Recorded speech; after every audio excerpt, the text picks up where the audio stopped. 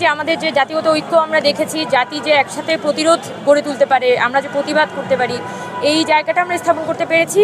এবং প্রত্যাশা যদি বলেন তাহলে আমাদের এই অর্জনকে আমাদের কিন্তু সুসংহত করতে হবে। অর্জন শুধুমাত্র মাঠে শেখ হাসিনাকে দেশ থেকে ছাড়ানোই কিন্তু আমাদের একমাত্র না, আমাদের একমাত্র উদ্দেশ্য ছিল না। এই দেশটাকে আমূল পরিবর্তন করা, এই দেশটার আমূল সংস্কার করা এবং একটা গণতান্ত্রিক রূপান্তর কিন্তু আমাদের একটা বড় ধরনের স্বপ্ন ছিল এই অভ্যুত্থানের সময়ে। তো আমরা যেটা আশা করব যে পরবর্তীতে আমাদের জনগণ আমরা সকলে মিলে একটা ভবিষ্যৎ বাংলাদেশকে একটা গণতান্ত্রিক বাংলাদেশে রূপান্তরিত করতে পারবো।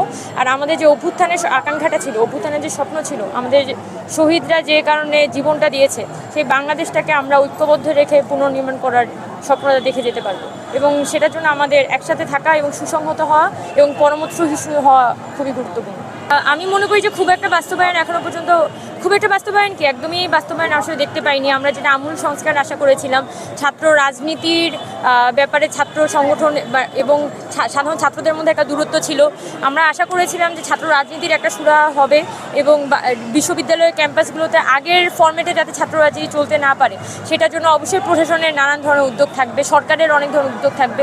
কিন্তু খুবই দুঃখজনকভাবে আমরা কিন্তু সরকারের পক্ষ থেকে না কোনো শিক্ষা সংস্কার কমিশন হতে দেখেছি, আর না আমাদের বিশ্ববিদ্যালয়গুলোতে ছাত্র রাজনীতির ব্যাপারে কোনো রূপরেখা সরকার বা প্রশাসনের পক্ষ থেকে তৈরি হতে দেখেছি।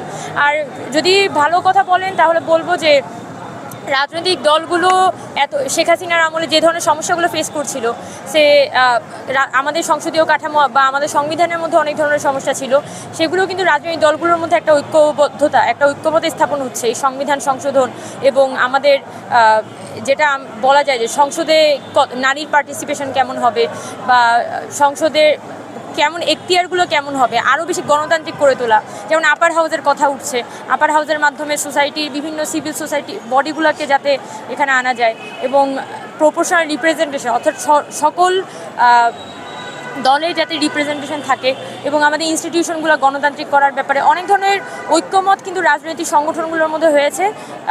তো এইটা আমি মনে করি যে একটা পজিটিভ দিক। কিন্তু আমাকে যদি জিজ্ঞেস করেন যে আমূল সংস্কার আমি কি দেখতে পেয়েছি, আমি এখনও পর্যন্ত সংস্কার কিছুই দেখতে পাইনি।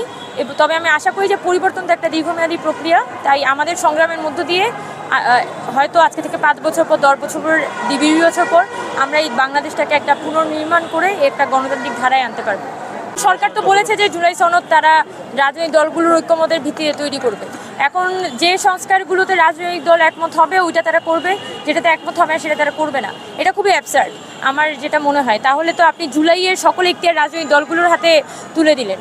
তো এই পরবর্তী সময়ে কিন্তু রাজনৈতিক দলগুলোর সাথে জনগণের যে জুলাইয়ের সংগ্রাম, সেটা কিন্তু